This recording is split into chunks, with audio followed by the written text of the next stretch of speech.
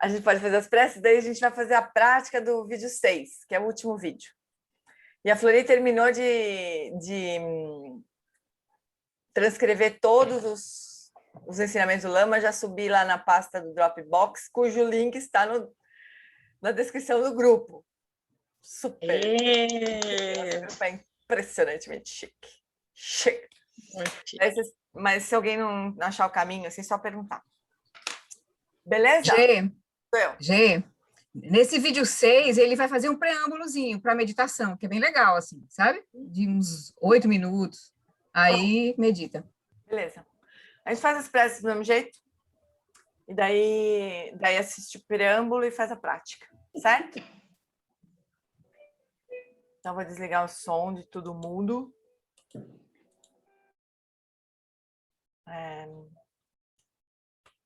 Compartilhar a tela.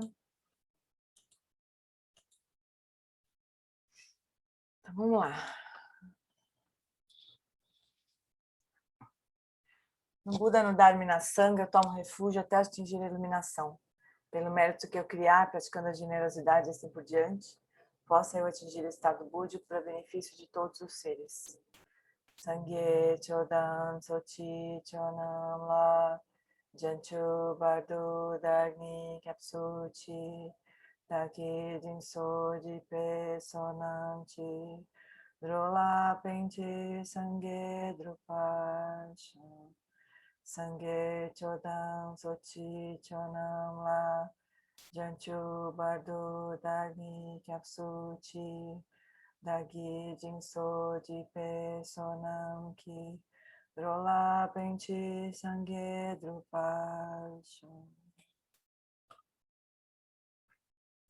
Na fronteira noroeste de Adiana, no coração de um lótus, está sentado aquele renomado como Padmasambhava, que alcançou o espantoso supremo Siddhi e está cercado por uma hoste de muitas dakinis. Seguindo suas pegadas, dedico minha prática, por favor, aproxime-se e conceda suas bênçãos. Ó Guru Pema, conceda-me os Siddhis. Om Again Yogi Nurjan San Pema Gesar Dompola Yatsen Chogi Nyadronye Pema June Shesuda Kordo Kandro Mampe Kor Keki Jesuda Druki Jinge Lapchi Sheksu So Guru Pema Siddhi Om Again Yogi Nurjan San Pema Gesar Dompola Yatsen Chogi Nyadrunye Pema June Shesudra Kordo Kandro Mampe Kor Keki Jesu Datruki Jinge Lapchi Sheksu So Guru Pema Siddhi. Recita um mantra do mala.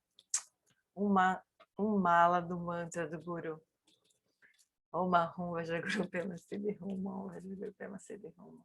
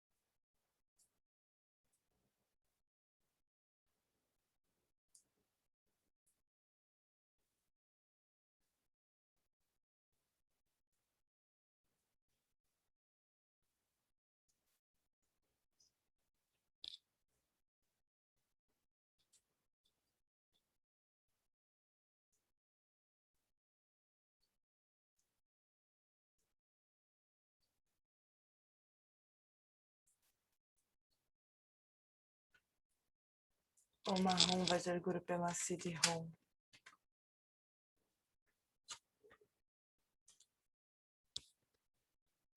Agora, então, nós recebemos as 4 iniciações de uma sílaba Om na testa de Guru Rinpoche, irradia uma luz branca, penetra pela nossa testa, pelo nosso topo da nossa cabeça, iluminando todo o nosso corpo, eliminando todos os obscurecimentos e ações negativas de corpo.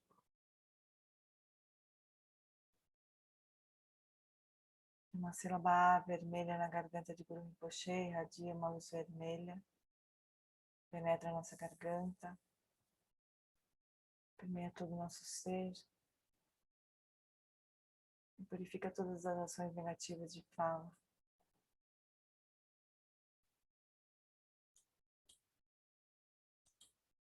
Uma sílaba Rum azul no coração de Guru Rinpoche, irradia uma luz azul que penetra pelo nosso coração, permeia todo o nosso ser e purifica todas as ações negativas de mente. E dos 3 pontos de Guru Rinpoche, irradia as 3 luzes ao mesmo tempo, penetrando os nossos 3 pontos, purificando os obscurecimentos mais sutis de corpo, fala e mente.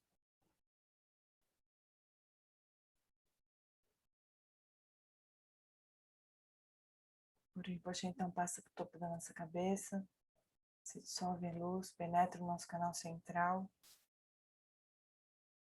até o nosso coração. Nós nos tornamos indivisíveis de corpo, fala e mente de Guru Rinpoche e nós repousamos por uns instantes nessa união.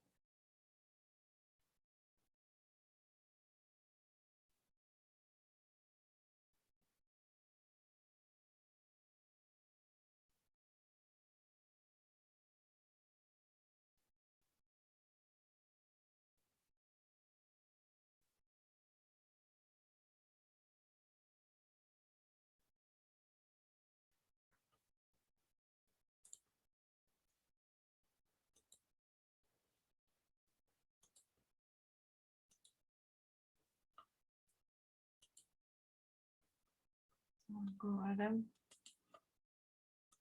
eu vou compartilhar o vídeo 6, desde o comecinho, então, para a gente ouvir a introdução à prática, em seguida a gente já faz a prática. Vamos tirar isso aqui daqui.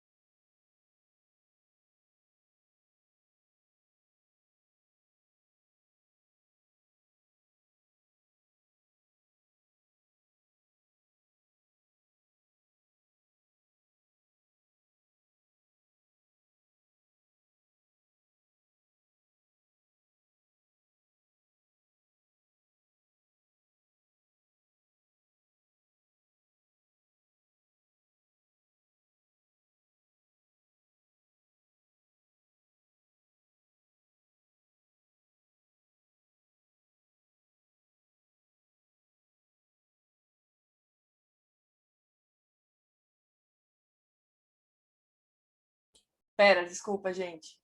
Tá sem som, né? Vou voltar, tá? Desculpem. Eu não tava conseguindo... Eu fechei a tela. Faltou fazer um detalhezinho aqui básico, que ele compartilhar o som. Desculpem. Agora eu volto aqui. Deixa eu abrir aqui um pouquinho só para ver. Vocês me falam. Florice, me dá um sinal aí.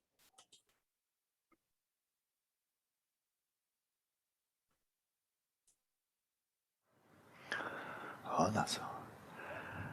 We will return to this practice, this Dzogchen approach to mindfulness of breathing. Nós vamos voltar a essa prática de abordagem Dzogchen da atenção plena à respiração. But before we do, let's raise a very simple question.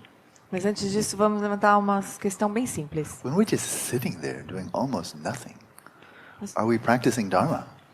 Se a gente está sentado ali fazendo quase nada, nós estamos praticando Dharma? Is this meaningful? Is it wholesome? Is it virtuous? Isso é significativo? É virtuoso?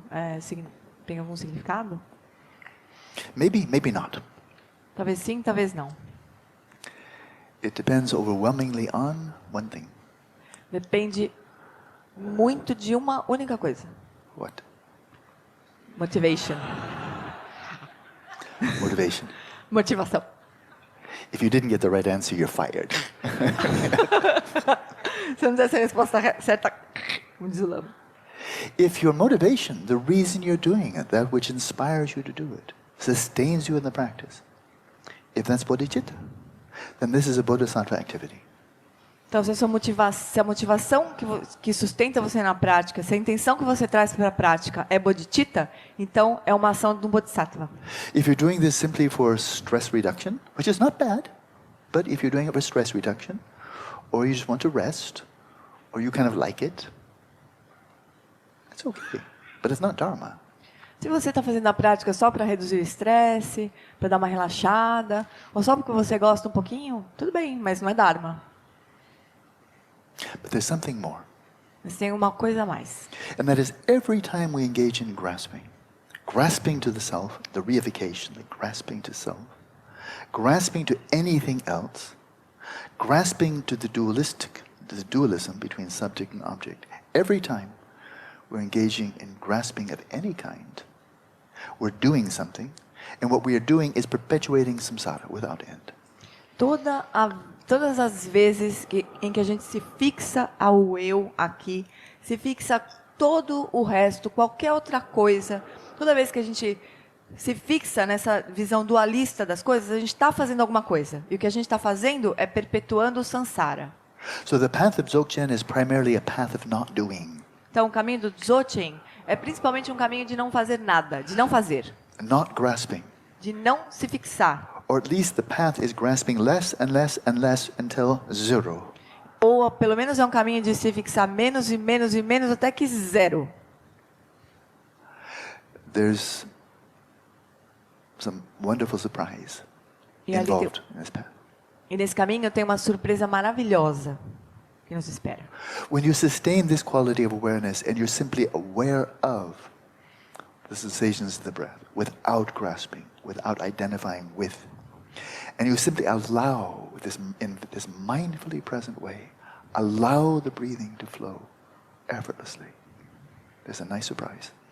Quando a gente simplesmente deixa a consciência repousar e sem nenhum esforço, sem fixação, a gente só toma consciência da respiração, permite que as sensações da respiração cheguem à nossa consciência, sem se mover, tem uma surpresa ali. You discover, like perhaps never before, that your body, when given the chance, has an extraordinary capacity to balance and to heal itself. Primeira coisa é que o corpo, a gente pode nunca ter percebido isso, mas o corpo, quando ele tem chance, ele tem uma capacidade de se equilibrar sozinho, de se curar. By way of the respiration, which is by way of the prana, the whole prana system is balancing, adjusting, tuning itself effortlessly and naturally. Então, toda a respiração, por meio da respiração, pelo prana, por meio do prana, o corpo, todo o sistema prânico se equilibra, ele se sintoniza e se cura sozinho. So back to the Pali Canon. When the Buddha described this practice, and of course there are variations of method, but mindfulness of breathing, he said when you cultivate and develop this simple practice, mindfulness of breathing, he said you come to a state that is peaceful, a sublime state, an ambrosial state, a state in which unwholesome tendencies vanish instantly. Então, no Cânone Pali, o Buda, ele diz que com essa prática simples de atenção plena à respiração, nós chegamos num estado de paz, um estado de paz sublime, um estado de paz ambrosíaco, certo? Pacífico, de paz. This could sound like, if one is a very, go ahead. Que onde as aflições mentais liberam-se a si mesmas, sem esforço. If he were living in the 21st century and he posted this on the internet, Se ele vivesse no século 21 e colocasse num post na internet, isso? I think the obvious response is, what are you marketing? Because this is really quite a sales pitch. A pergunta imediata seria assim, o que você está vendendo? Porque isso aí é um discurso de vendedor. What you're selling, how much it costs, how long does it take to work? O que você está vendendo? Quanto custa? Quanto tempo demora para isso funcionar? The answer is, E a resposta it's for free. é de graça. But the power, the efficacy, is not in the method. It's not... In the method. It's not in the method. Mas a eficácia, o poder não está no método. The power, the efficacy is in your own body-mind system, rooted in Buddha nature. O poder da eficácia está no sistema corpo, fala e mente, enraizado na natureza de Buda. And the method is the key that opens the treasure chest. E o método é só a chave que abre o cofre do tesouro. The key is just a key. It's nothing special. Chave é só uma chave, não tem nada de You can see especial. exactly how special it is. It's very ordinary. Vocês sabem que uma chave é uma coisa muito comum. Não tem nada de especial. Really ordinary. Rest your awareness. Be aware of the breath. É bem comum. Repousa a consciência, toma consciência da respiração. Não tem nada de especial. You could have a treasure chest with $10 million in it. And look at the key. It's one little iron key. Nothing special. Você poderia ter um cofre com 10 milhões de dólares dentro dele, daí você olha para a chave e fala, chave de metal, não tem nada de especial nessa chave. All of Dharma is simply the key to open the treasure chest of your own pristine awareness. Todo Dharma é simplesmente a chave para abrir o cofre do tesouro da sua própria consciência prístina. So the treasure is already yours. Então o tesouro já é seu. And the Guru, the Dharma, the Sangha, these are just keys to open that treasure. E o Guru, o Dharma e a Sangha é só a chave para abrir esse tesouro. So, let's arouse bodhicitta and return to the practice. Então vamos gerar bodhicitta e voltar para a prática.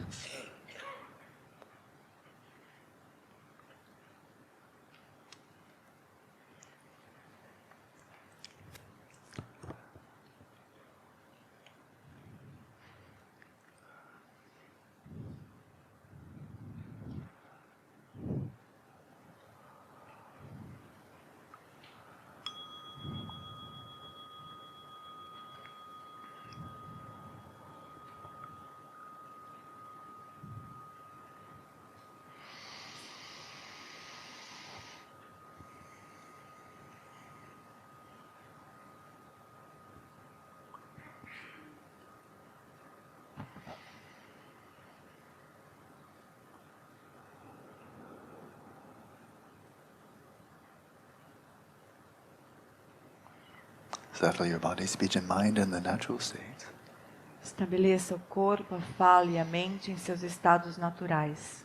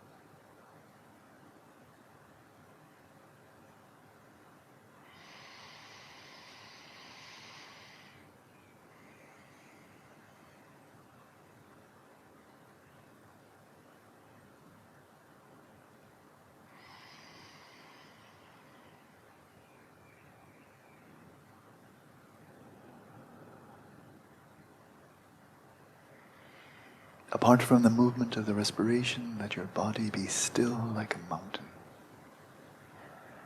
Além dos movimentos da respiração, deixe o seu corpo imóvel como uma montanha. And in the midst of the movements of the mind, let your awareness be still like space. E em meio aos movimentos da mente, Deixe que a consciência fique imóvel como o espaço. Rest your awareness free of identifying with and grasping to your body. Deixe a consciência livre repousar, livre da fixação e da identificação com o corpo.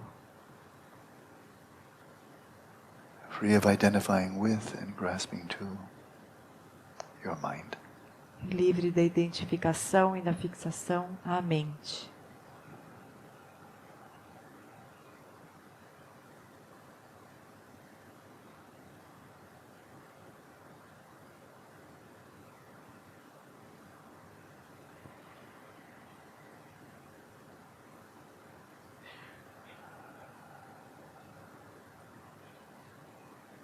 Without deliberately activating your body or your mind. Simply rest in awareness. Sem deliberadamente ativar o corpo ou a mente. Simplesmente repouse na consciência. Sustaining that flow, that natural flow of cognizance and clarity or luminosity of your own awareness. Sustentando o fluxo de cognoscência, luminosidade ou clareza da consciência. There's nothing to do Não há nada a fazer, but to exert just enough effort to release grasping. apenas o esforço suficiente para soltar a fixação. Whenever your awareness is carried away by some distracting thought, just release the effort of identifying with that thought. Quando a sua consciência for arrastada por algum pensamento, apenas aplique o esforço suficiente para soltar. And the thought will naturally evaporate. E o pensamento vai naturalmente evaporar. And your awareness will naturally come to rest once again in its own stillness, in its own place. E a consciência vai naturalmente voltar a repousar em seu próprio lugar, sem esforço.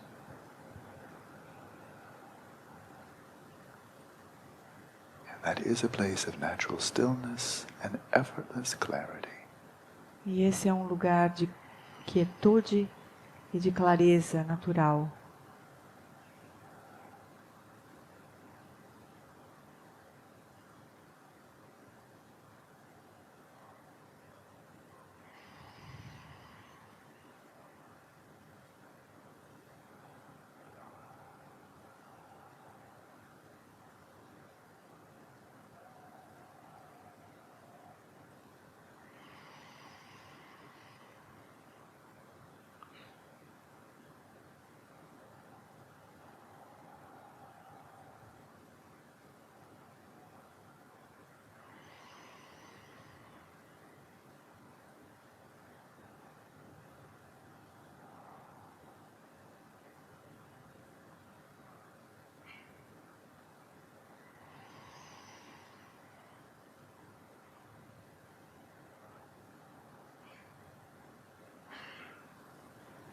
And while resting in that stillness, as you note the breath flowing in, arouse and focus your awareness. As you note the breath flowing out, relax, release your awareness. E repousando nessa quietude da consciência, quando você notar que o ar entra, intensifique a consciência, o alerta. E quando você notar que o ar flui para fora, solte, relaxe mais profundamente. Like sharpening a blade back and forth on the whetstone. Sharpen the flow of your awareness in this way for as long as it's useful. E como se você estivesse afiando a lâmina numa pedra, afie a sua consciência dessa maneira enquanto for útil.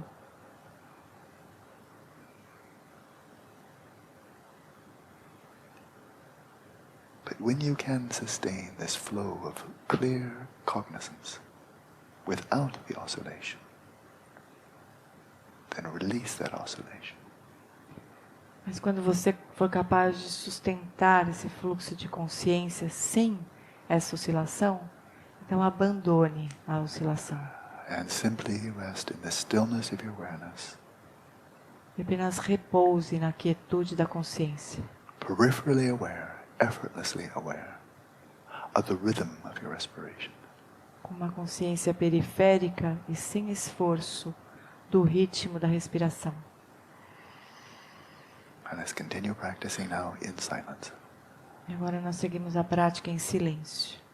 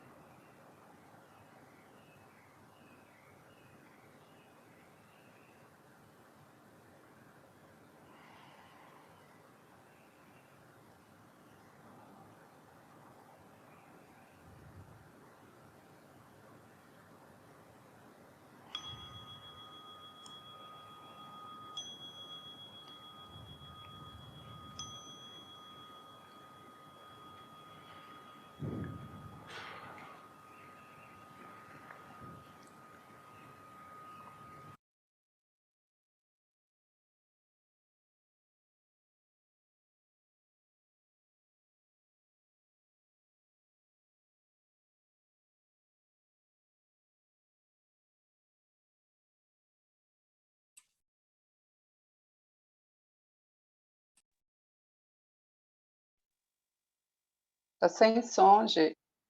Pelo menos para mim. Lori, vou botar você de...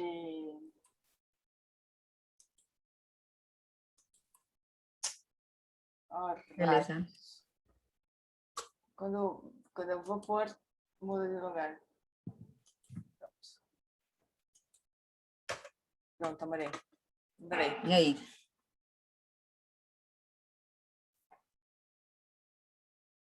Podemos começar? Sim? Quer que eu compartilhe? Você compartilha? Não, eu compartilho. Beleza. Então, só para a gente lembrar de novo, né? Rapidinho. O texto principal da Seracandro, ela vai tratar a maneira de ouvir o Dharma. E a gente viu que tem uma explicação geral e a explicação específica. A explicação específica tem 5 tópicos, e a gente já viu os 3 primeiros. Pode ser que hoje a gente consiga finalizar, né? Seria ótimo.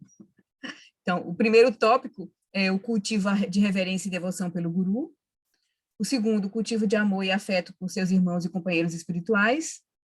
E o terceiro, o cultivo da compaixão pelos seres sencientes. Então, a gente viu isso. E para a gente não olhar, a gente está lá com o texto já no Drive, né? A gente pode, então, olhar com mais calma de novo, quem perdeu os encontros. Então, a gente vai para o tópico 4, o cultivo de renúncia ao samsara. E falta o último, que é a meditação sobre a impermanência dos fenômenos compostos. Então, vamos lá para o cultivo.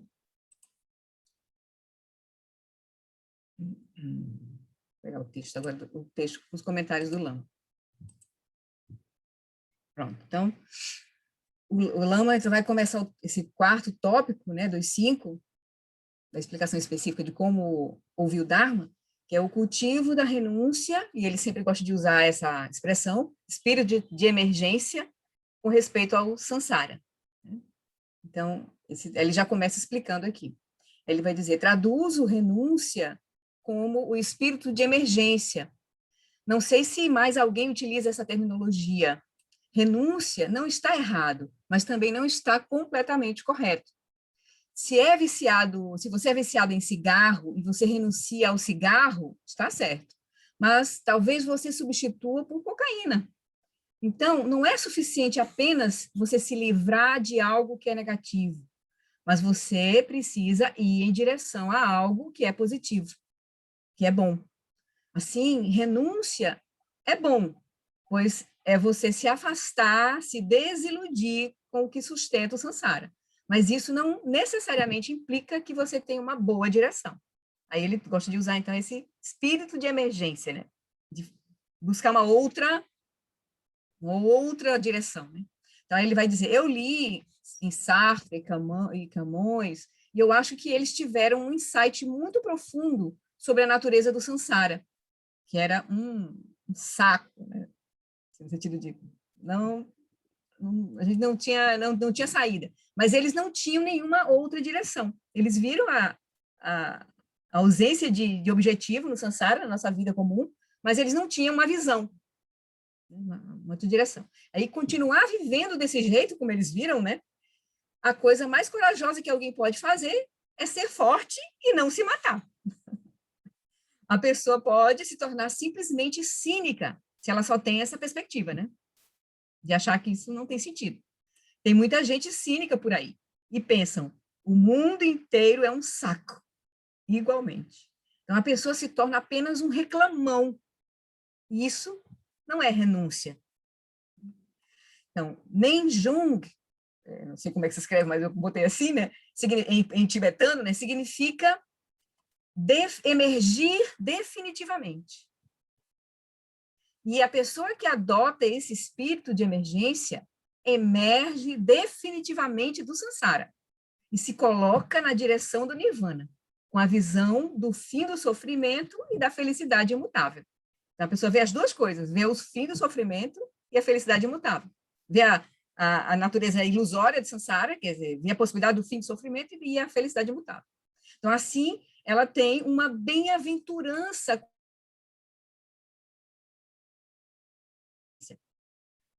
pois todas as pessoas sofrem no samsara, sabendo ou não. Ela não fica cínica, nesse sentido, né, que ele quis dizer, né? A gente tem uma aspiração, um movimento, uma energia para sair daquilo, que é o início do caminho, né? Energia para iniciar o caminho. Então, Mas se você realmente vê a possibilidade de liberdade irreversível, e são poucos os seres que têm realmente essa visão de ver que há uma estratégia para a liberação irreversível do sofrimento, então você é uma pessoa rara.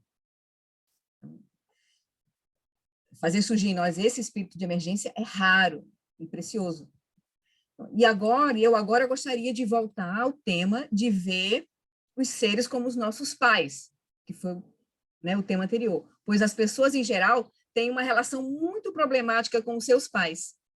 E a última coisa que você quer é ver alguém como os seus pais. Pode ser, para algumas pessoas.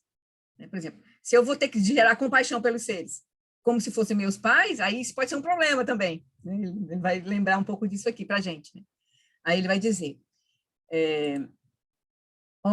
as pessoas que, né, principalmente no Ocidente, vão dizer assim, não, eu pensava que eram apenas 2 pessoas problemáticas, mas agora eu vou ter que ver todos os seres como meus pais.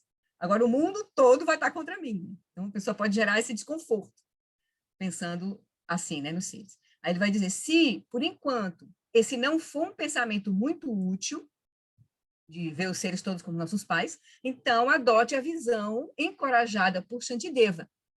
Tem um erro aqui, Shantideva. Quando você transita de Porto Alegre para Viamão e você vê todas essas pessoas estranhas no caminho, traga à sua mente a seguinte atitude: é por conta da bondade dessas pessoas que eu posso praticar o Dharma, que eu possa retribuir de volta essa bondade. Você nem sequer as conhece, mas você entende que não poderia praticar o Dharma sem elas. Porque aí é que a gente vai ver se a gente tem as qualidades todas. Aí ele vai dizer, aqui é o texto da Serakanda. Então, a Serakanda vai começar o tópico dizendo isso aqui.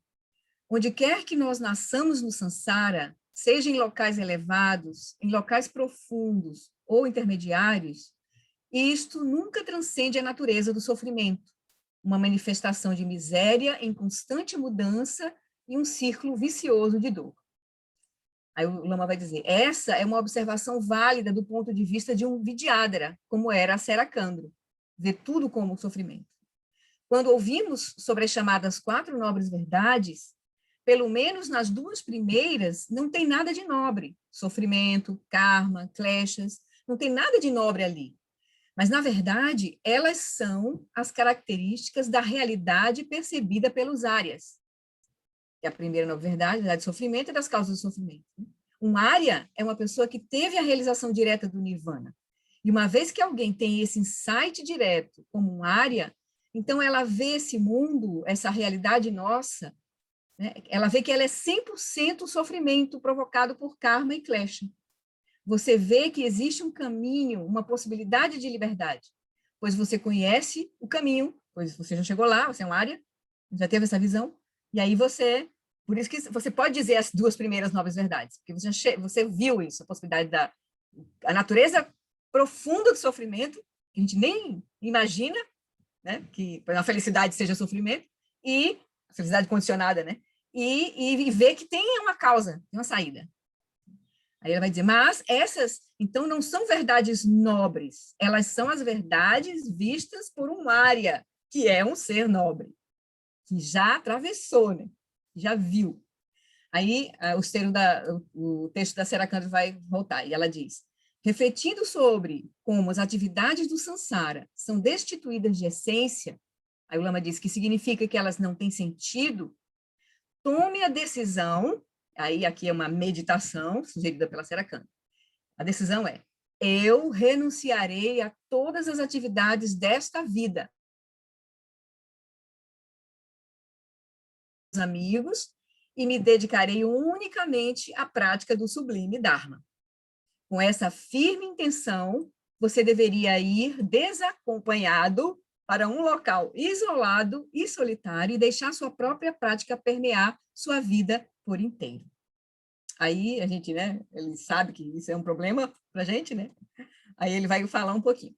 Então, para uma pessoa que está exausta de viver nesse mundo moderno, isso pode ser bem interessante. Eu conheço muitas pessoas que dizem, eu queria muito ir para um lugar isolado, fazer um retiro bem longo, pois eu estou cansada de samsara. E aí eles guardam dinheiro, né? Talvez até encontre um lugar, aí ele vai, é tudo o que eu quero, está em solitude. Daí eles estão lá, repousando na solidão, sem nenhuma diversão, sem amigos, sem internet, apenas sozinhos. Aí você sente o samsara explodindo na sua cabeça, como se fosse uma bomba atômica. Socorro, me tira daqui. Cadê a internet? Eu quero qualquer coisa para tirar a minha mente da minha própria mente, porque a minha mente é o samsara. E nessa condição, não há nenhuma zona de amortecimento, nenhuma zona tampão, quando está em retiro isolado. Sem nada para a gente fazer. Então, e aí? Você quer uma super refeição de samsara? Você acorda de manhã e, samsara. E quando finalmente acaba o dia, você vai para a cama e quase desmaia. Nirvana. E no dia seguinte, acorda, samsara. E de noite, nirvana. Então, isso é muito maravilhoso, vindo de uma, essa orientação dela lá, né? É muito maravilhoso vindo de uma yogini, de uma dakini. Mas existe esse nondro que é indispensável para que isso funcione direito. Ou seja, para a gente conseguir chegar e ter a possibilidade de fazer isso, se isolar e realmente olhar para a nossa mente, precisa de um nondro, essas preliminares, né, para poder a gente fazer. Porque senão isso pode se tornar uma catástrofe completa. Mas também isso pode ser a experiência mais compensadora de toda a sua vida. Teve uma vez que o Lama falou uma coisa que me impactou muito. Ele falou, tudo que impede... Porque a gente pode ter essa ideia, né? Que a gente vai fazer um retiro, daí a gente vai para um lugar, que é só isso que a gente precisa, né? De dinheiro, de tempo e de um lugar e pronto. É só isso. Aí a gente junta dinheiro, tem tempo, vai para o lugar. E aí ele fala assim, tudo que impede você de praticar na vida hoje vai impedir lá dentro do retiro. Eu acho que ele vai falar isso agora um pouquinho. Ele vai falar isso? Eu acho que ele vai falar um pouquinho. Ele vai dizer, precisa das condições externas e internas, né? Não só externas, né? Aí ele vai dizer, então, como você pode ter certeza, se assegurar de que essa experiência vai funcionar bem? Nesse quarto momento, nesse quarto ponto, que é de se isolar, né? E fazer sua vida praticar o Dharma. Antes de você ir desacompanhado para esse lugar solitário, isolado, onde você está neste momento em sua vida diária, nesse momento, em sua vida diária, amigos, companheiros, pessoas no trabalho, nesse estilo de vida onde você está nesse momento, deixe a sua prática permear a sua vida por inteiro. Tem que começar agora, né? E se você, de fato, fizer isso, não apenas da boca para fora, mas se você vai encontrar pessoas agradáveis, pessoas desagradáveis, se você trouxer o Dharma para a sua vida nesse momento, por exemplo, com os ensinamentos de Lojong, como o Bodhicharyavatara, que é um dos maiores ensinamentos desse tipo, e você deixar que esse ensinamento deixar esse ensinamento permear todas as relações, deixar a sua vida ficar imersa verdadeiramente no Dharma, essa é a melhor preparação para depois você entrar em retiro solitário longo. Mas se você pensar, nessa minha vida é impossível praticar o Dharma, eu realmente preciso entrar em retiro. Nesse caso, eu posso fazer uma previsão. Você vai achar aquilo, ou seja, esse retiro, insuportável, porque a razão que te impede de praticar o Dharma agora na sua vida será a mesma razão que te impedirá de praticar o Dharma quando você entrar em retiro. Quando você estiver em solitude, seus piores inimigos irão aparecer. Não de fora, eles virão de dentro. São as aflições, né? Então, um retiro solitário é um samsara condensado, sem nenhuma zona de tamponamento, sem anestesia, é direto. Pode ser muito poderoso. Para ser franco, não tem nada que substitua esta prática. Mas, para muitas pessoas, isso não é possível nesse momento. Mas se você é um praticante sincero do Dharma, deixe sua mente se abrir no tempo e no espaço e reflita que as circunstâncias que você vive hoje não são eternas, imutáveis. E então, você pode aspirar com suas preces e súplicas, sustentando essa intenção de que as circunstâncias externas e internas se desenvolvam de forma que elas, em dado momento, se encontrem de uma forma adequada, para que você possa, então, entrar em retiro e se dedicar unifocadamente ao que Sarakandro está se referindo aqui. Na Índia, e mesmo no Tibete... Só um pouquinho, Flor. O Uriel falou que talvez por isso a quarentena tenha sido tão difícil. Para algumas pessoas, sim, né?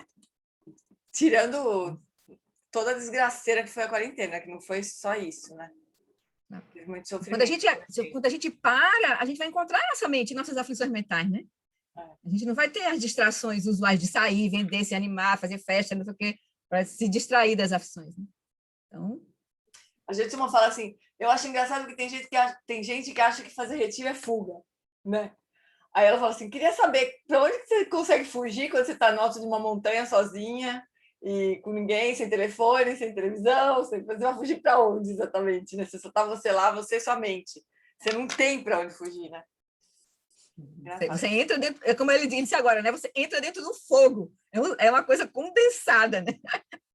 Você entra... Bom, aí na Índia e mesmo no Tibete, nas comunidades onde vivi, conforme a pessoa vai ficando mais velha, e as crianças já cresceram, a situação financeira está um pouquinho melhor, aí a pessoa se dedica cada vez mais ao Dharma. Elas não vão jogar golfe ou se plantar em frente à televisão, perdendo seu tempo. Elas vão se dedicar mais e mais à prática do Dharma, quando elas vão envelhecendo. Na Índia e no Tibete. Lá. Então, e enquanto isso não acontece para você, deixe a sua prática permear toda a sua vida, que significa quietude em meio aos movimentos muito complicados de toda a sua vida. Esse é um bom conselho. Viva cada dia de modo que, se esse for o seu último dia, você não tenha arrependimentos, pois isso pode acontecer, principalmente agora, né? Aí, a Sarakandro volta.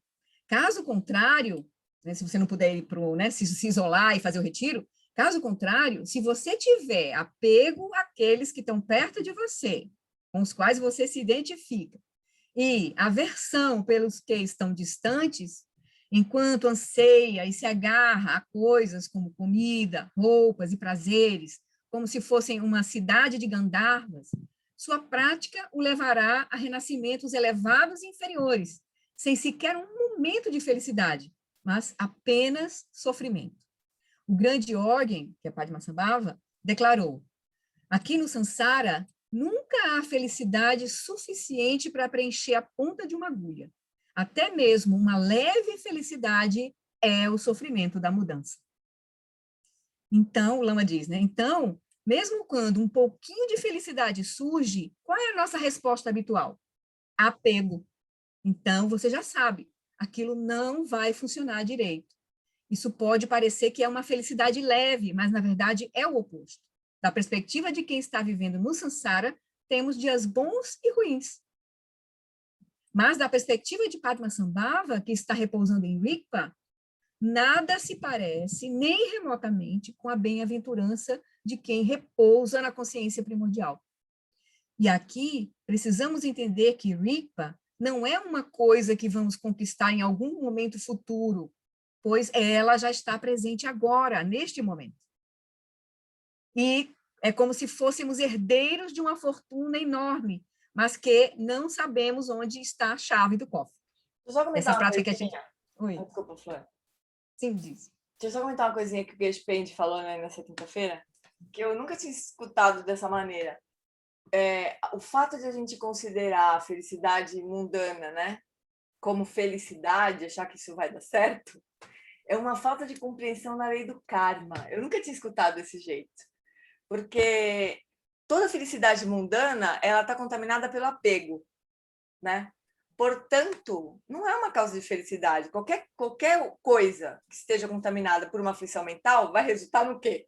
Né? Sofrimento. Claro que vai resultar no sofrimento, né?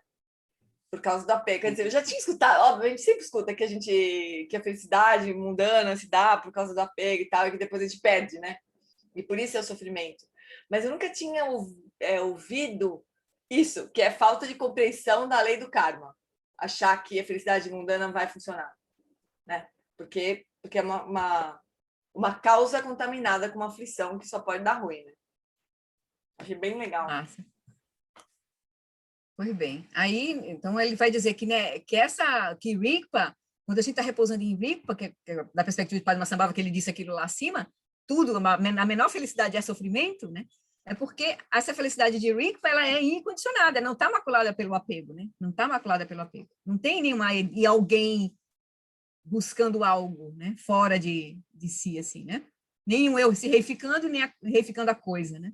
Que é a fonte da felicidade, a situação. Aí ele vai dizer, e aqui nesse texto está a chave, nesse texto do Buddhahood Without Meditation, né? Está a chave para abrir o cofre, para a gente chegar em Rigpa, né? E achar essa felicidade que já está presente em nós.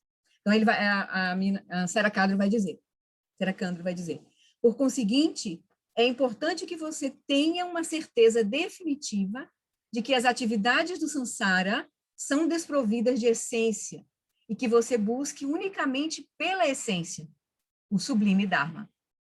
A verdade, né? Dharmakaya.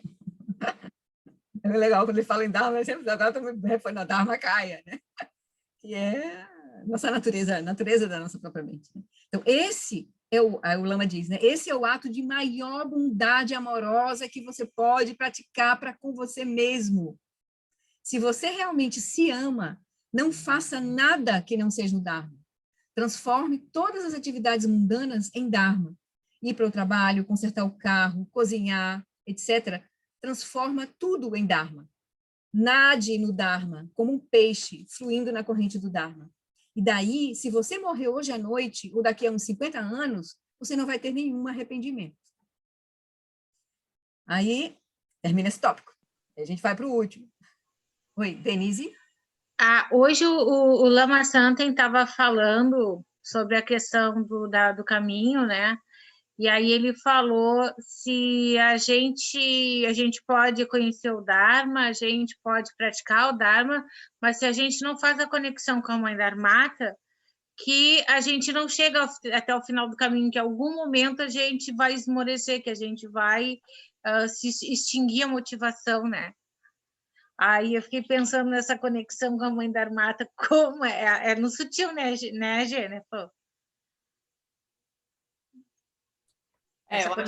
Eu acho que essa conexão com a Mãe Dharmata é essa conexão com a natureza das coisas, né? Natureza última. Senão, a lucidez Krishna. Porque se a gente não se conectar, pelo menos com a visão que a gente tiver disso, a gente vai ficar fazendo jogo de Sansara no Dharma, né? Daí a gente não sai fora, nunca, né?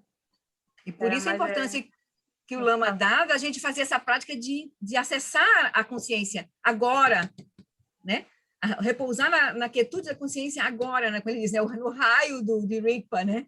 Porque ela já, como ele diz, ela já está presente, não está em algum outro lugar que a gente vai achar, não, está aqui agora. Então, a gente acumular essa prática de reconhecer a natureza da consciência presente aqui agora, livre, ampla, aberta, né? É a nossa prática principal, né? Tem todo esse trabalho das preliminares que ele não está falando, né? De estudo, de compreensão, né? Mas a prática mais importante é repousar, né? Nisso, na prática de não fazer.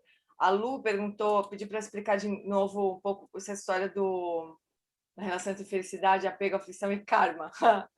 Então, Lu, o Geshe Pende, que deve estar dando esse curso na Tibet House, ele está explicando o texto do Tsongkhapa, né? Que é um texto sobre todo o caminho, o Lamrim, o caminho todo, né? Para a iluminação. Então, ele estava explicando os 3 tipos de sofrimento, né? Sofrimento normal, que a gente sabe, né?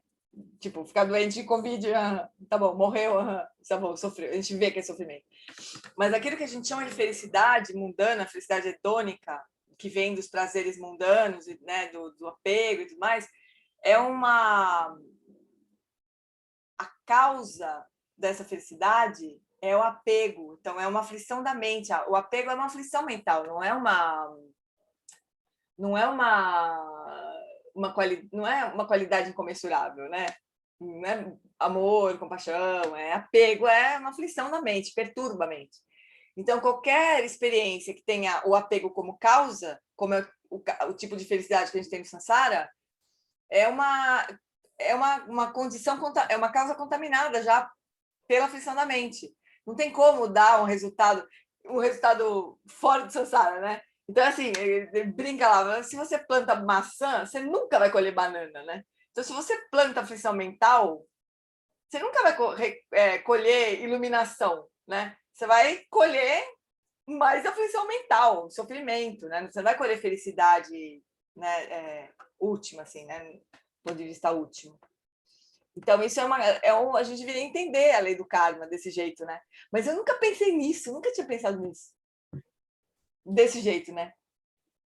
Então, é por isso que a gente vai, né? A gente fica...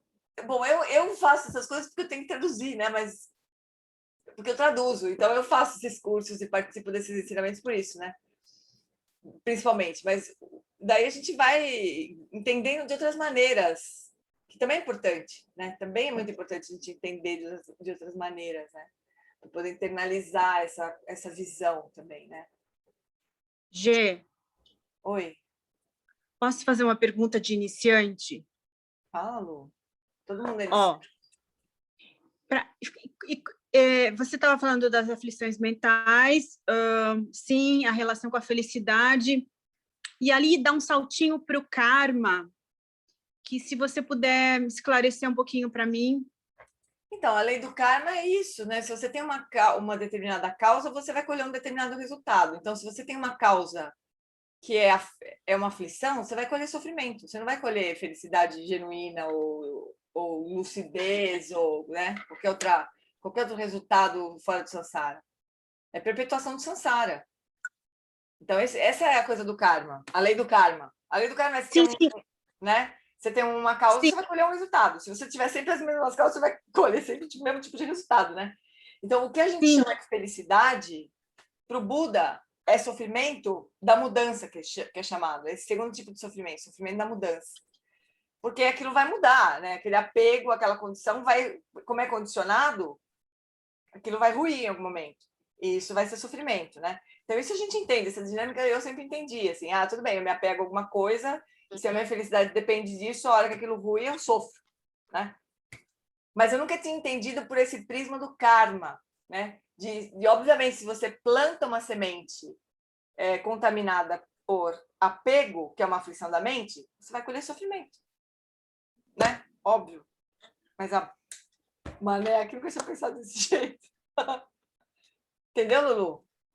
Entendi, obrigada. Eu acho que, sendo, assim, só uma percepção iniciante, para mim nunca ficava muito claro que as aflições mentais eram... que o karma era tão responsável pelas aflições mentais. Eu me sentia essa ligação nunca ficou muito clara para mim. O karma ele é uma ação, né? Essencialmente. É uma ação. É como se você estivesse regando uma semente de aflição mental, assim, né? Então você vai recolher os resultados correspondentes de sofrimento. Oi, Paulinho. Só para complementar isso que tu está falando, né, para Lu, a gente vê muito, o Lama Santa ele deixa isso muito claro até num dos livros dele, quando ele fala por exemplo, do aluno que quer estudar, que precisa estudar para o vestibular, mas ele quer ir para surfar com os amigos e namorar, e ele, por mais que ele tenha a decisão de que ele tem que fazer aquilo, ele não consegue, porque o karma dele não permite. Então, a gente se prende muito ao karma como resultado, né? Uma visão bem kardeciana que a gente tem, assim, o karma é o resultado de uma ação negativa, é a colheita. Mas o karma não é só a colheita. O karma ele é principalmente a causa. E a gente, quando tem aquele karma, a gente não consegue fugir da causa. Então, as ações virtuosas e não virtuosas, elas acabam sendo feitas a partir do karma. Eu não quero fazer, mas quando eu vejo, eu já fiz de novo. É como se eu não tivesse outra escolha. Isso não é para ser utilizado como desculpa, mas é uma forma da gente compreender o que está acontecendo. Se a gente não compreende... É que é um pouco fatalista esse jeito que você está dizendo. Eu sei que não é o que você... Eu só vou desafiar um pouquinho, assim. Porque, que é assim, acaba sendo assim que os lamas estão apresentando.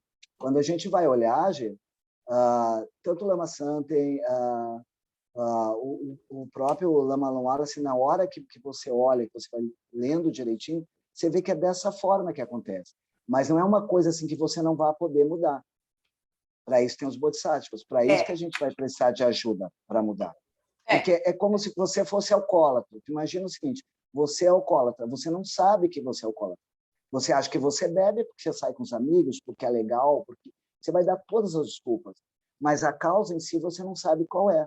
A causa é a doença, a causa é o alcoolismo, que precisa ser tratada. A gente precisa reconhecer a causa para aí sim poder fazer, entendeu? É que é um processo bem complexo, né? Então, você pode sim evitar o karma se você deixar de plantar as causas. É uma forma de eliminar o karma. Você para de plantar as causas, você para de colher o que você não plantou, né, na verdade. Sim, com Outra certeza. forma é purificação. Tem práticas de purificação de karma. Quer dizer, o karma não é uma coisa inescapável, né? Então, claro que a gente não tem consciência de muitas coisas e a gente continua plantando sementes de karmas que a gente vai colher, porque a gente não tem consciência, então, do que está plantando, né? Por exemplo, a gente passa a vida sem saber que ficar se apegando à família, por exemplo, é uma causa de sofrimento. A gente não acha isso. Mas né? Mas a gente pode parar de fazer isso, né? A gente pode continuar amando as pessoas sem apego, né? E daí não é abandonar a família, né? Mas assim, tentando purificar o próprio sentimento do amor, né? Então, uma vez que o que é interessante a gente entender e perceber é que a gente está plantando o nosso karma a cada segundo, né? Não é uma coisa que aconteceu lá no passado e que a gente vai colher o resultado agora e pronto, né? A gente está fazendo isso toda hora. Agora que a gente está plantando méritos, se tudo correr bem, né? Karmas positivos, né? Mas a gente está fazendo esse processo o tempo todo. É muito complexo, né?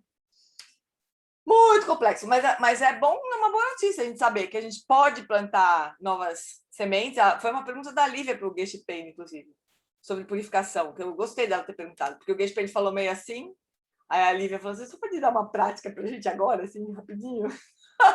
Como é que a gente faz para purificar, afinal de contas, né? E tem as práticas de purificação, quer dizer... Agora, se a gente não prestar atenção, se a gente não estudar, não compreender, não meditar sobre isso, não contemplar, a gente vai continuar fazendo a mesma coisa, colhendo os mesmos resultados para sempre. Eu lembro do Lama Wallace olhando na câmera, assim, falando, para sempre. Nós vamos continuar no Sansara para sempre. Dava até uma tremedeira, assim. Porque é isso, se a gente não fizer uma coisa diferente, a gente vai continuar colhendo a mesma coisa, né? Mas é uma lei natural, como é a lei da gravidade, né? A diferença é de que a gente pode deixar de plantar para deixar de colher e purificar o que a gente já plantou, para dar uma ferradinha, dar uma queimadinha na semente, assim, só para não florescer aquela árvore de karma, assim, né? A gente dá uma asfixiada na semente, assim. E pode vir muito poderosa mesmo. O Lama Wallace contou agora nesse retiro, né? O mestre do Yantar Rinpoche, o mestre do Gyatro Rinpoche, sabendo da invasão chinesa, do que ia acontecer, disse para Gyatro Rinpoche, vá-se embora para a América. E você não vai? Eu disse, não, eu vou ficar aqui porque eu tenho karma para... Ele sabia que tinha karma para queimar. E ele morreu, foi torturado. Mas não é só isso, Flor. No caso do mestre do Yantar Rinpoche... Do Gyatro Rinpoche. Deve ser até, parecido, mas devia ser até do Yantar Rinpoche também, mas do Gyatro Rinpoche. Ele ia usar aquilo para enganchar os praticantes nele, enganchar os torturadores nele.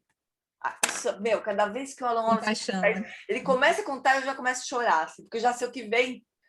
Era isso, ele falou, por compaixão, exatamente. Ele falou, não, deixa esses caras virem me matar, porque eu vou pegar esses caras para sempre. Eles vão enganchar comigo, assim, eu vou laçar essas pessoas do Sansara. É muito poderoso, né?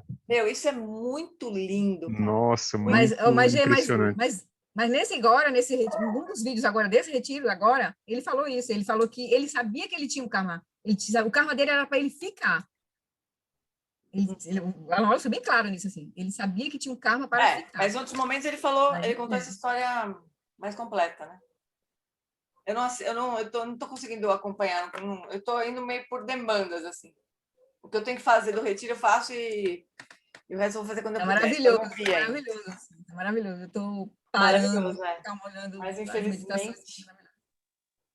Mas é Gente, isso. eu tô com uma pergunta sobre o texto, mas assim, é questão de iniciante também. Igual ele fala de bebê do Dharma. Como que seria isso? Por exemplo, você estava Tá travando aí, Lívia. Melhor você fechar sua câmera. Tratamento. Lívia, tá congelando. Melhor você fechar sua câmera e tentar falar de novo. Oi? Tá congelando, é melhor você fechar a câmera e falar. Fala. Melhorou? Vai falando. Melhorou agora? Vai falando que a gente vai descobrir. Fala aí. Quando ele fala de bebê do karma, essa questão assim de inserir nas atividades diárias, como que isso funciona? Você traz à mente, é como se fosse atenção plena, mas eu sei que não é. Como que seria isso? Ele não, você estava dizendo beber do Dharma, né? Porque acho que você falou beber do karma. Eu acho melhor você não beber. Falei, mas é Dharma. É do Dharma, né? Melhor do Dharma. Não, então, o que ele sempre recomenda para a gente é usar os ensinamentos do Lojong durante a vida diária, quando você não está em retiro. Os ensinamentos de treinamento da mente. Então, SEB São Paulo, quarta-feira, às 6h30 da tarde. Ensinamentos de treinamento da mente. Nós vamos estudar. Então, nós estamos estudando vamos estudar o budismo com atitude, ele citou Shantideva. Então, esses ensinamentos de treinamento da mente, eles são mais fáceis para quem não está em retiro, quer dizer, são mais aplicáveis para quem não está em retiro, porque eles envolvem as circunstâncias comuns, assim, da vida, sabe? Você está encontrando com pessoas, está falando com as pessoas, como é que você pode agir com base no Dharma, trazendo o Dharma para a sua vida, seja lá o que estiver acontecendo. Porque quando você está em retiro, você tem uma prática para fazer, e mesmo assim, você pode fazer muitas outras coisas, né? Mas tem uma prática de shamatha para fazer, por exemplo. A sua prática principal é shamatha. Você vai passar 8 horas do seu dia praticando shamatha.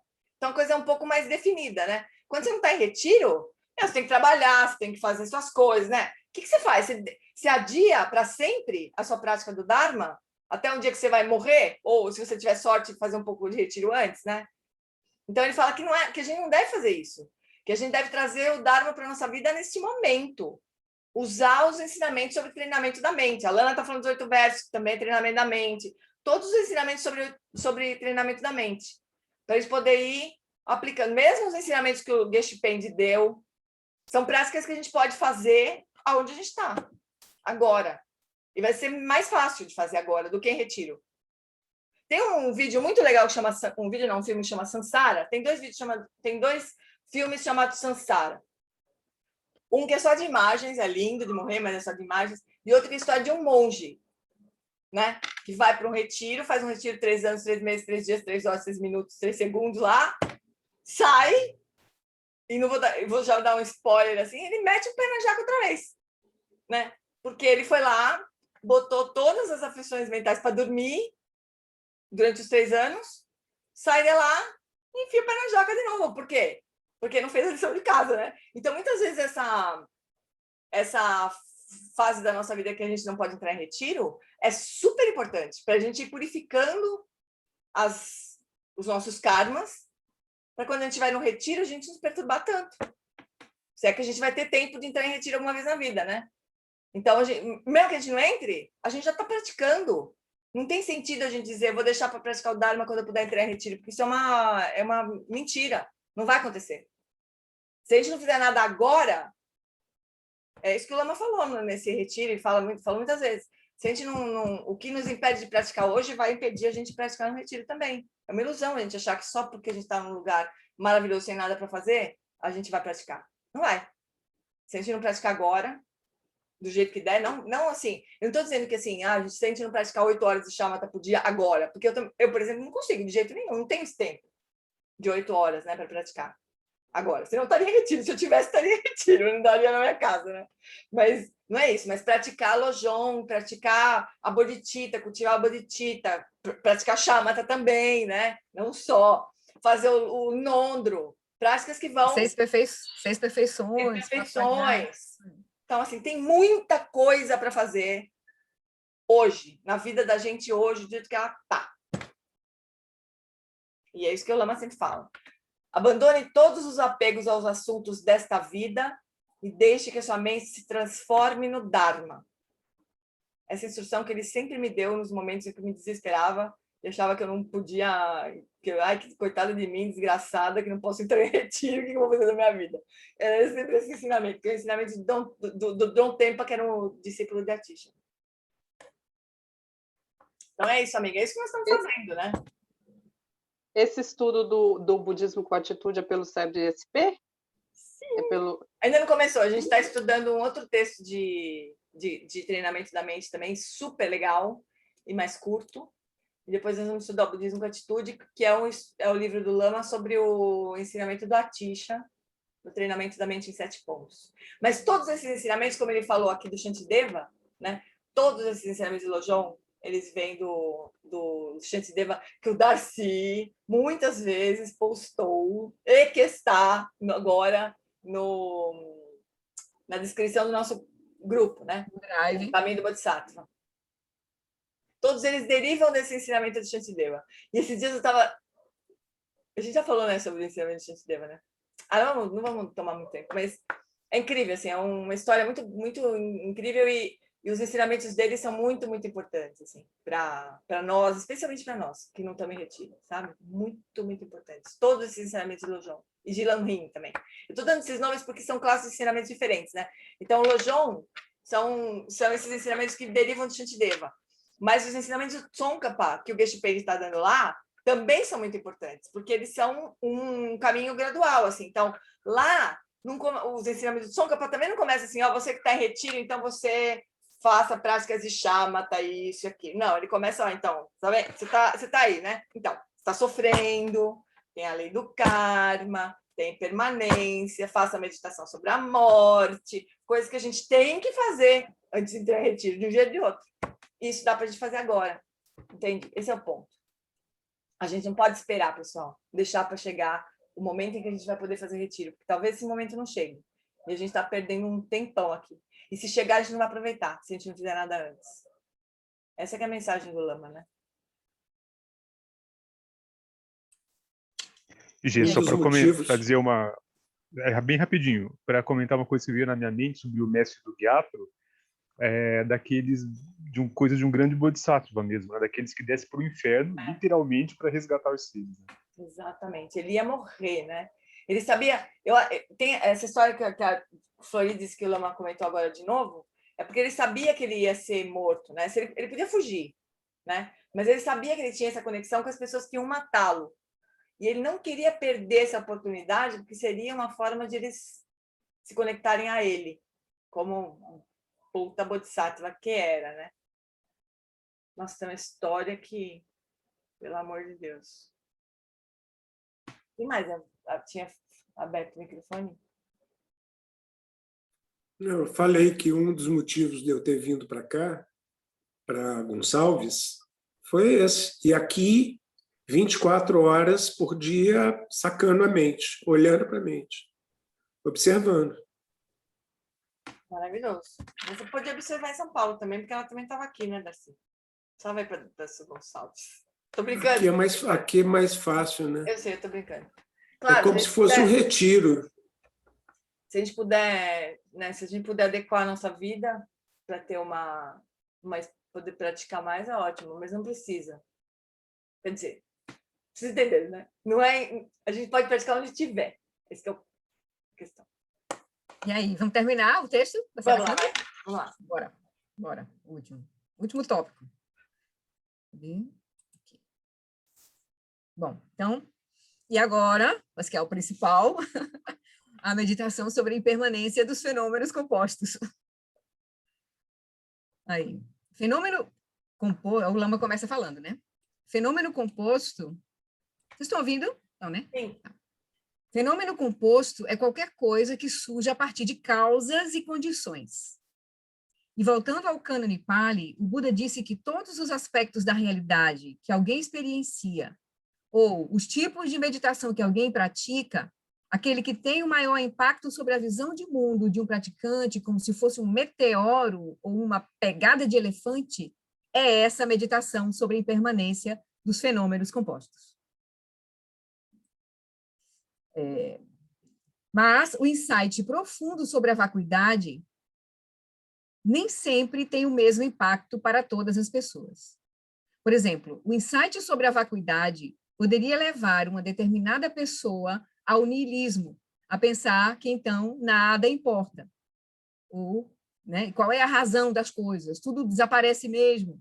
Ou poderia levar uma pessoa a ter uma vida completamente hedônica, comer, beber, casar, até o dia que vai morrer. Levar a vida a todo vapor, porque, afinal de contas, você tem apenas uma vida para viver. Aqui o Lama ele pulou da impermanência e falou da né, fenômenos compostos e falar da vacuidade. Na verdade, a gente vai ver que a originação dependente e a impermanência e a vacuidade são aspectos do mesmo conceito, assim, né? A gente vai entender a vacuidade a partir da compreensão da natureza composta das coisas, né? As coisas surgem de origem independente, então isso vai apontar a vacuidade, de fato. Isso vai ser a vacuidade, a gente vai entender a vacuidade a partir da originação dependente. Aí, o Lama vai dizer, né? Então, o insight sobre isso, sobre a originação dependente ou sobre a vacuidade, pode ser muito significativo, pode ser muito perturbador, levar você para o niilismo, ou também pode ser muito significativo. E Serakandro diz no texto. Começa o tópico, então, sobre a impermanência aqui, né? Todos os fenômenos externos do ambiente inanimado, sólido e firme, os muitos seres sencientes internos que se movem e habitam o meio ambiente, e todas as aparências intermediárias e belas dos 5 campos sensoriais são, em última instância, impermanentes e sujeitos à destruição. Além disso, sejam quais forem os fenômenos compostos que possam surgir, aí o Lama falou aqui rapidinho, é como se estivéssemos olhando para uma montanha ou avistando o planeta Terra da visão de um satélite. Vemos como coisas muito sólidas, mas seja lá como elas apareçam, na realidade, elas não são autossustentáveis, são como nuvens no céu, e todas as atividades são como o sonho da noite passada, ou como o arco-íris no céu, elas nunca perduram. Então, aqui ela está apresentando a visão da impermanência, da vacuidade das coisas, né? A partir de olhar a impermanência. A gente vai ver a impermanência primeiro. Das aparências, né? Das aparências. Isso. Ela está falando do ambiente todo, as pessoas, os seres, né? Mas no sentido de que são aparências para a gente, né? Para a nossa mente, né? O Lama vai explicar agora. Então, não se esqueça de que a Serakandro está escrevendo a partir da realidade que ela vê. Se você olhar para toda a sua vida, alguns aqui têm 4, 3 décadas de vida, qual é a diferença de você lembrar de toda a sua vida e lembrar do sonho da noite passada? Né? As memórias ou o sonho, né? O passado já se foi, o futuro ainda não chegou. O significado da palavra tibetana para futuro é isso, ainda não chegou. Então, e esses dias eu estava lendo um livro onde o autor dizia: o passado já passou, o futuro ainda está no futuro. A única coisa que existe é o presente. Você acha isso? Qual duração tem o presente? É 1 segundo? Não, porque se você tem 1 segundo, você está no meio, pois na metade já se foi, e a outra metade ainda não veio. Então, talvez o presente seja 1 milissegundo. Mas se você estiver descansando bem no meio desse milissegundo, a primeira parte já se foi e a segunda ainda não aconteceu. Será que eu continuo essa investigação por nanosegundo, picosegundo, etc.? Então, no momento em que você está consciente do presente, ele já passou. Então, o que é real? Eu estava ouvindo esse físico mundialmente famoso, cujo nome é Nigma Arkani Ahmed, que entre os físicos teóricos, ele está no topo. Ele fez uma afirmação impressionante, inequivocadamente, de que o espaço e tempo não existem. Não na natureza fundamental da realidade. Não existe na natureza fundamental da realidade.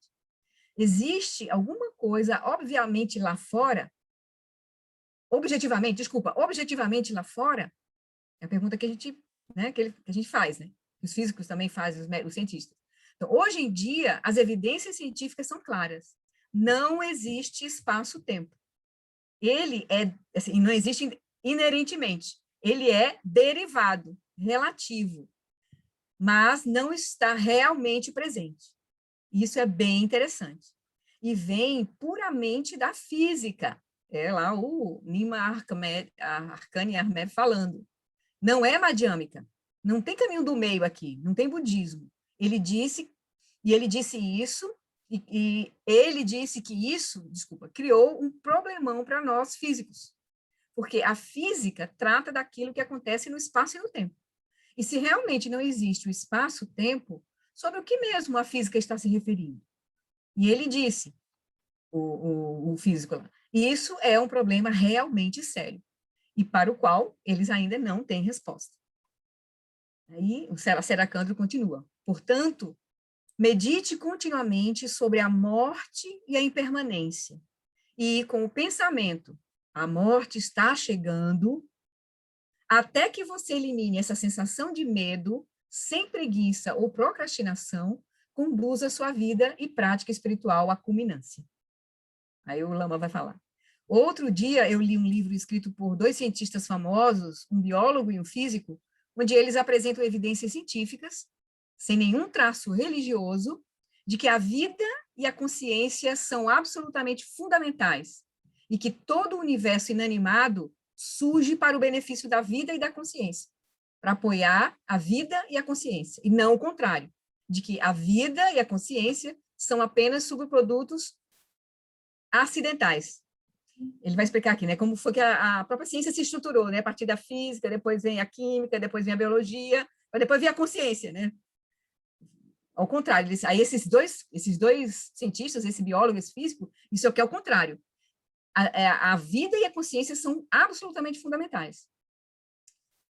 Aí ele vai dizer, e a consciência, eles vão dizer, esses 2 físicos, e a consciência, ela nunca é extinta, da mesma forma que a matéria é energia. Ela não se transforma em nada. Esses 2 cientistas argumentam que a morte não é real, que é apenas uma ilusão. Chegaram, assim, na mesma visão, bem próxima, pelo menos, né, do Buda, né, assim. Então, o que eles não dizem é que, se você se identifica com o seu corpo, e se você se identifica com a sua mente, a morte é tão real quanto qualquer outra coisa real. Se você se identificar com a sua família, com seus amores, com seus amigos, com suas posses, etc., você vai morrer, você vai experienciar a morte. E a morte vai ser alguma coisa a se temer. E você não vai gostar de jeito nenhum. Se alguém rouba o seu celular, com todos os seus dados dentro, suas senhas, seus documentos pessoais, como é que você vai se sentir? Aí, ele faz um esparfalho assim, grita assim, né? Na morte, você vai perder tudo mesmo, mas tudo muito pior do que perder o celular nesse momento para você, né? Você nem vai pensar na morte, você vai pensar no celular, né? Morreu tudo, né? Os seus dados, tudo que você tinha lá, né? Então, ela falou lá, Seracandro falou lá acima, para meditarmos sobre a morte e impermanência até que esse medo desapareça. E é por uma boa razão. Assim, você não vai se identificar com nada que vai passar, que vai sumir. A consciência não vai passar. Isso não é uma crença ou especulação. É como é. Se você, no momento da morte, simplesmente repousar na consciência, sem se identificar com absolutamente nada, então a morte é uma ilusão. E não vai haver nada para se temer. E aí, a Seracandro cita aqui esse mestre aqui, o Mon Chopa.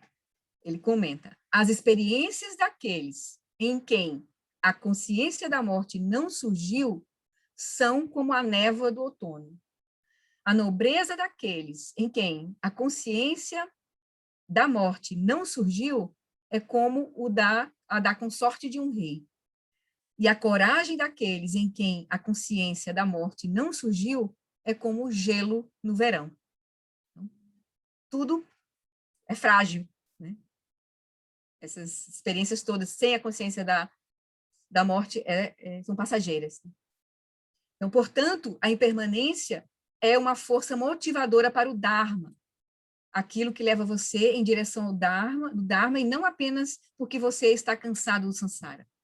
Assim, você deveria, de todas as maneiras, fazer surgir essa certeza em seu fluxo mental em todos os momentos e em todas as ocasiões.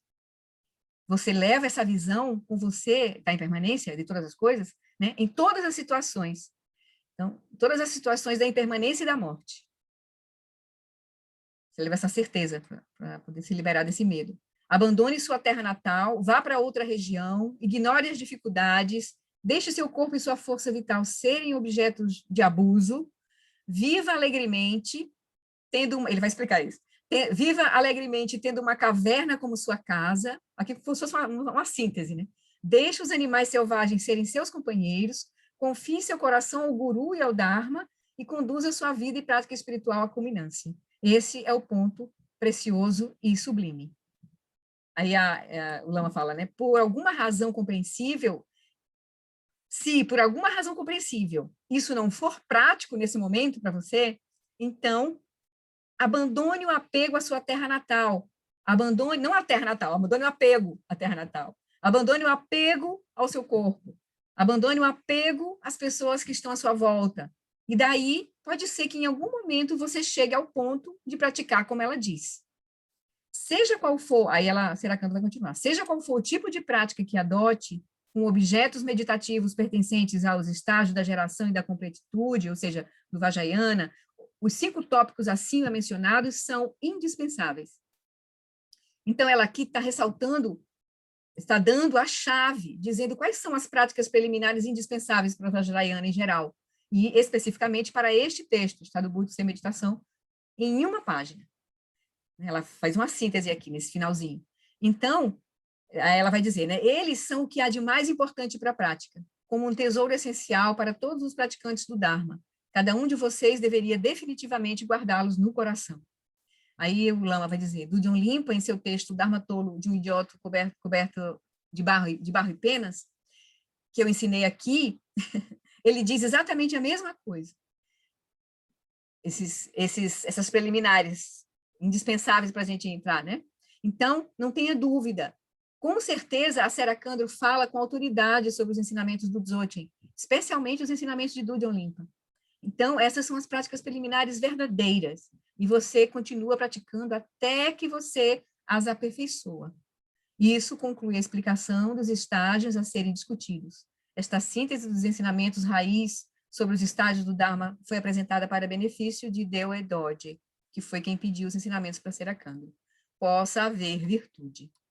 Aí o Lama termina, e então é isso. Nós agora já sabemos quais são as práticas preliminares, e isso vai revolucionar completamente as nossas vidas, e elas vão fazer com que sua mente seja um vaso adequado para o Vajrayana, especialmente para o Dzogchen. Sem isso, sua mente não é adequada, então não teria sentido praticar. Isso. É isso. Muito bem, Flor, terminamos. Ui, demorou, hein? Que bom, já encerramos as preliminares, então, beleza. Maravilhoso. Então, ó, coloquei aqui no bate-papo um vídeo que o Lama sempre recomenda de um autor que ele gosta muito, que ele pirou quando conheceu, que é o Donald Hoffman. Levou o Donald Hoffman para conversar com o Dalai Lama num encontro na Itália em que eu estava presente. Eu vi esse encontro acontecendo, maravilhoso. E porque o Donald Hoffman ele é muito aberto, assim, extremamente aberto. O Dalai Lama pediu para ele estudar a vida após a morte. Ele falou, sim, vamos estudar e tal. Então, ele é um neurocientista, né? Ele não é neurocientista, ele é um cientista... raios. Ele não é só neurocientista. Bom, mas enfim, ele estuda o que é a realidade que a gente percebe, né? E com modelos científicos e tudo mais. Mas ele é muito incrível, então bem legal esse vídeo. E o Arcane Ahmed, que o Lama tanto fala, né? Ele acha que o cara é um cara brilhante e que ele deu uma porrada. E o fato de ele falar que o tempo e o espaço não existem e que a física está ferrada, né? Ele deu uma porrada nos físicos, assim. Então, não sei o que vocês estão estudando tanto, porque já que espaço e tempo não existem, a física está estudando o quê? Né? Com base em coisas que não existem, né? Então, o Lama acha esse cara muito importante por isso. Mas é diferente do Donald Hoffman, porque o Arcane Armed, ele é um materialista. O espaço e tempo não existem, a física precisa fazer outra coisa, mas as coisas existem de algum jeito, né? Ele não vai muito além, assim, ele tem uma visão ainda materialista, ele não transcende, assim, ele não é um cara aberto como é o Donald Hoffman, né? Então, se vocês puderem assistir esse cientista cognitivo, isso que eu queria lembrar. É isso aí, Val. Psicólogo cognitivo, exatamente. Muito interessante, muito aberto, cabeça muito aberta, muito legal. E eu postei também no grupo.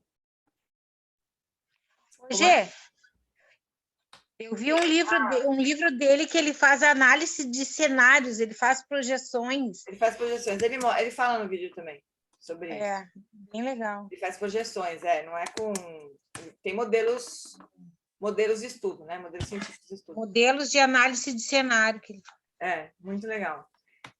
Eu postei também agora no WhatsApp. Nossa! Por falta de link, não vai ser. E eu postei também lá no grupo, nosso aqui de estudo, um trecho de um livro, um texto do Pabonka, mas que está no livro da Dalai Lama, que o Átila postou para nós no grupo de Nondo, que a gente tremeu muito, que é sobre uma meditação sobre a morte. Postei lá.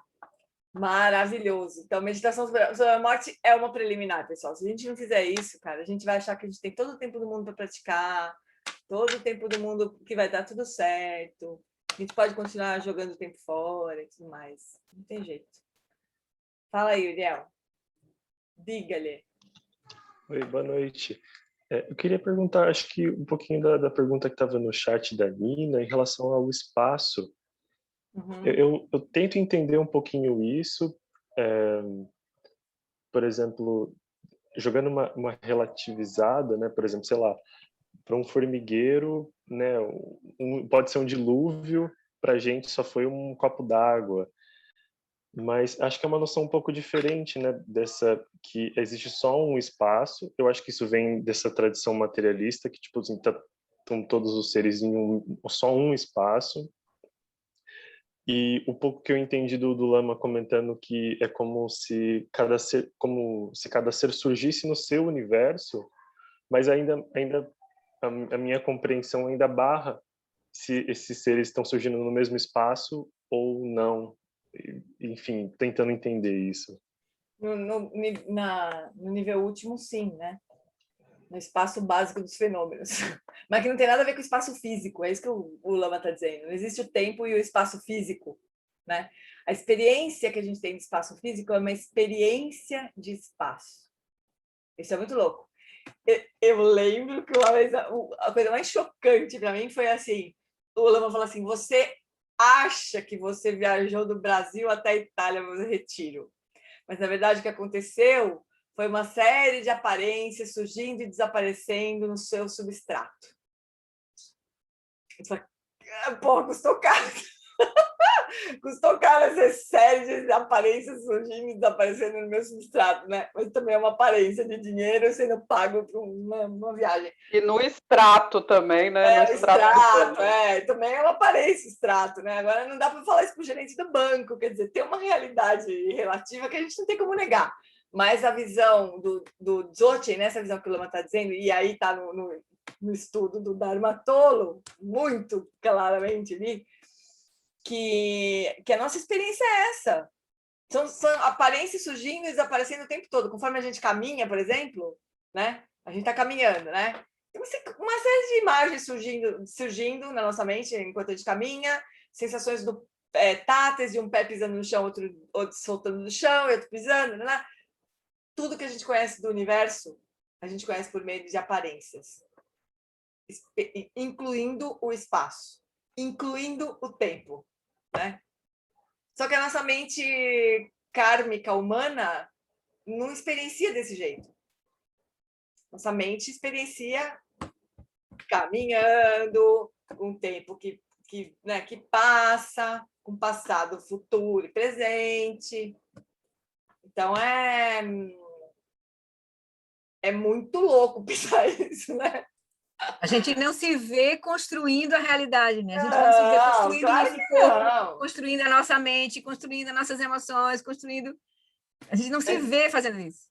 Mas essa sacada, essa contemplação, não é uma sacada, é uma contemplação de que tudo que a gente percebe do mundo à nossa volta se compõe de percepções dos nossos sentidos físicos, que isso parece muito óbvio, mas percepções e designações conceituais, né? Imediatas. Tudo que a gente... A Kátia tá aí? Tá, ó, essa garrafa vai nos levar à iluminação, como diz a Kátia, né? Essa é a minha garrafinha aqui.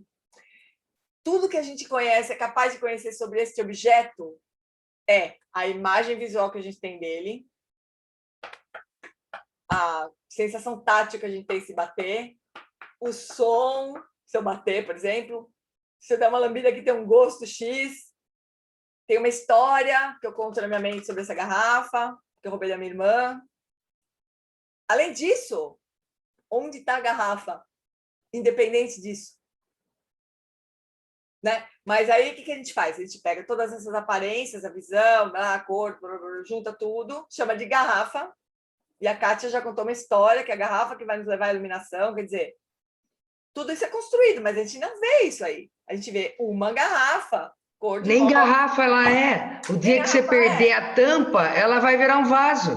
Aliás, ela não é uma garrafa, né? Ela é um... Nem sei que nome. Não é? Um copão, né? Exatamente, mas é uma... A gente chama de garrafa, usa como garrafa. Mas olha, pessoal, isso vale para tudo. Pensa nisso.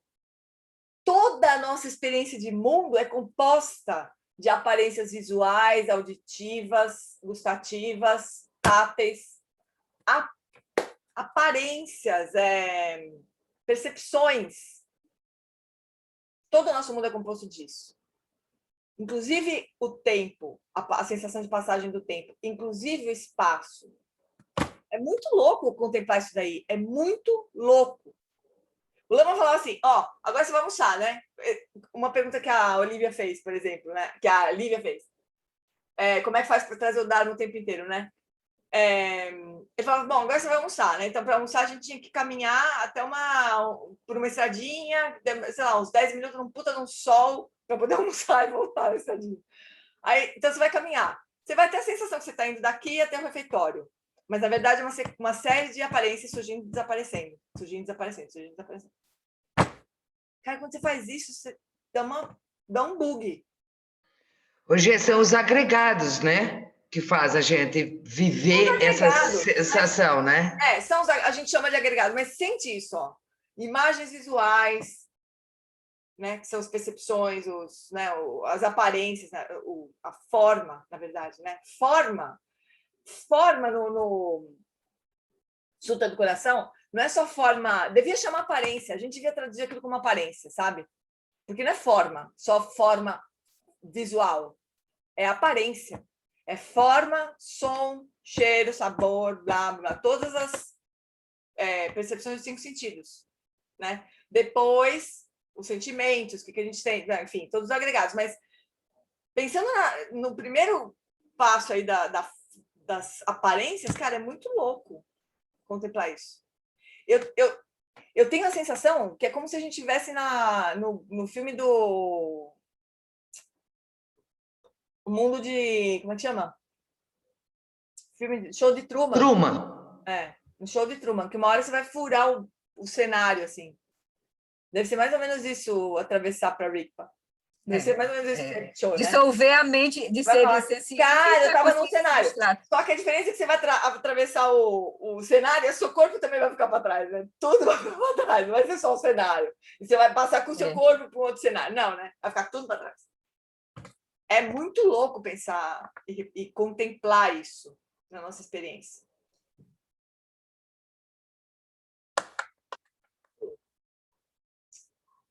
É como ele diz, né? Uma mente, é uma outra mente, é uma outra banda, né? É uma outra banda. É uma outra mente. E a gente pensar, que nem alguém Dispendi estava falando, eu acho, algum desses mestres estava falando agora. Não, Johnson. O Johnson estava falando no discussão com o Richard Davidson, que a nossa mente está habituada, é um hábito, portanto, um karma, né, de ver o mundo do jeito que a gente vê. Não vê que são aparências, não vê, né, que a gente dá, que a gente designa conceitualmente. A gente não vê assim, a gente está habituado a ver como todo mundo vê. Né? Pois é, e eu acho assim, maravilhoso os mestres conseguirem atravessar o próprio corpo, assim, a estrutura que permite a percepção, né? Porque a gente está falando do que percebe, do que vê, o olho vê, né? Mas a estrutura, o próprio olho, o próprio corpo, que eles conseguem, inclusive, transformar em corpo de arco-íris, né? Atravessar o próprio corpo. Sim, assim. Transformar de fato, né? Isso, né? Assim, Puta, atravessar o corpo. Porque depois, com essa outra mente, você faz outras coisas, né? Lógico. Se desidentifica completamente, inclusive da estrutura do corpo, né? É que não é que eles transformam, eles manipulam os elementos, né? Eles manipulam os elementos. Mas se a gente... E mesmo o nosso corpo, né? A gente chama de corpo, mas aí quando a gente vai começando a desmontar, nas 4 aplicações da atenção plena lá, a gente vai começando a desmontar o corpo, também a gente vê, meu corpo, então, o que é o meu corpo, na verdade? É uma memória que eu tenho de corpo, é um conjunto de sensações táteis do meu corpo, é a cor do meu corpo que eu posso enxergar. E cadê o corpo daí? Fora isso, cadê o corpo? Né? É muito louco, é muito louco. A gente precisa contemplar isso para poder ir furando esse hábito, né? Desgraçado que a gente tem de enxergar as coisas com a visão comum. E daí gerando... O problema não era enxergar com a visão comum, o problema é ficar girando no seu estado. Se você só ficar, né? Se não tivesse sofrimento, estava tudo certo, né? Mas é isso, Fufurás. Vamos fazer as preces, encerrar esse papo maluco nosso aqui? Eu também preciso sair. Então, vamos. Deixa eu pegar, deixa eu abrir o...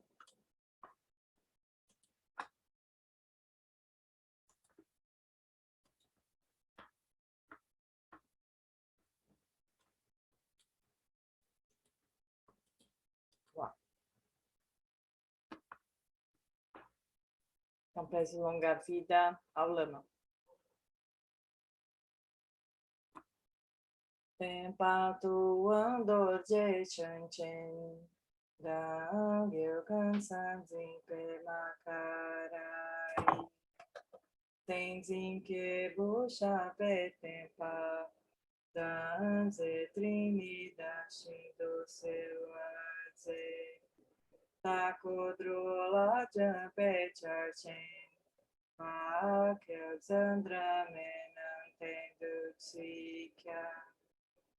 Alan wala si shedrakwa, Ike bo shape tengyurchi. Zalinchi da ke panucho, Sugil teni utabur seuzepa.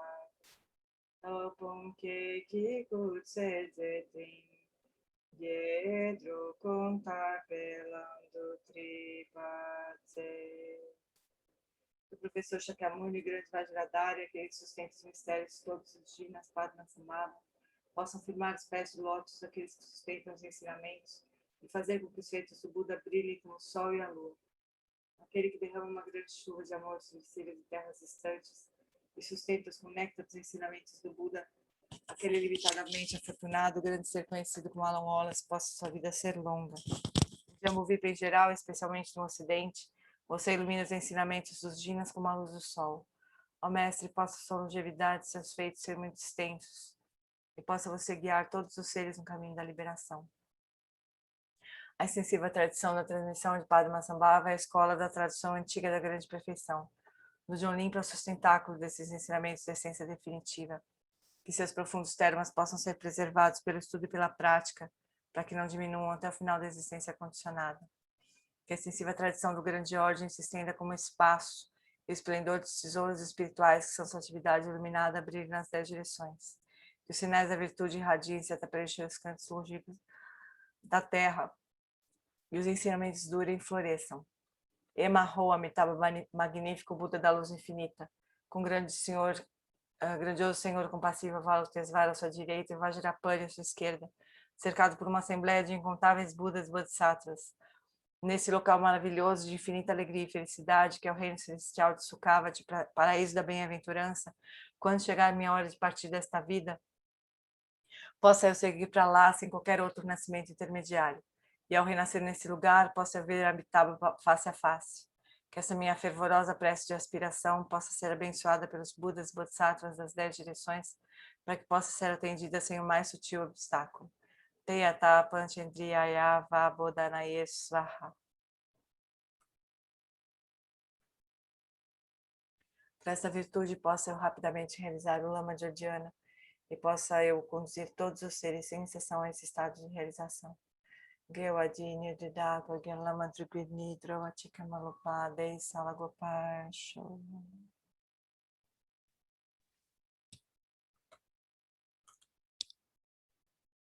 Muito bem, fofuras. Boa semana, se cuidem. E já estava com saudade da garrafa. Estava com saudade da garrafa, né? Que eu comecei tempo que a gente não brinca com ela, né? Obrigada, tchau. Boa noite. Tchau, gente. Obrigada, Flor. Obrigada, Gê. Obrigada. Até amanhã. Tchau, tchau. Obrigada. Beijo. Tchau. Tchau, Boa gente. noite, Obrigado. Viu? pessoal. Boa noite. Boa noite a todos. Tchau, Darcy. Até amanhã. Tchau. Quem tá dando tchau? Tchau, Jeane. Gratidão. Tchau, beijo.